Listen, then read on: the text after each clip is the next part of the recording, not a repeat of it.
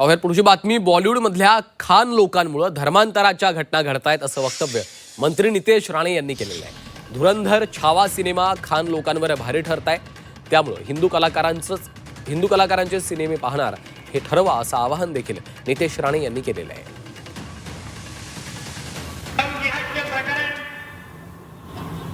कुठे ना कुठेतरी आपलंही आपण त्या लव जिहादच्या निमित्ताने या जिहाद्यांच्या संपर्कात आमच्या हिंदू बहिणी येतात।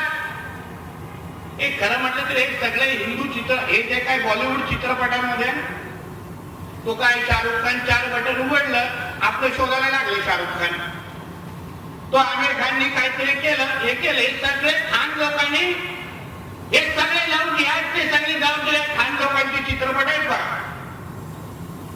बरोबर हिंदूंना कमी दाखवणार, हिंदूंना कसं टार्गेट करायचं हे आतापर्यंत या खान लोकांनी हेच कार्यक्रम चालू केले। पण आता काळ बदललेला आहे, आता या खान लोकांचे खाण्याचे वांदे झालेले आहे। कारण का आमचा धुरंधर आणि छावा त्या लोकांना भारी पडतोय, ही ताकद हिंदू समाजामध्ये आहे।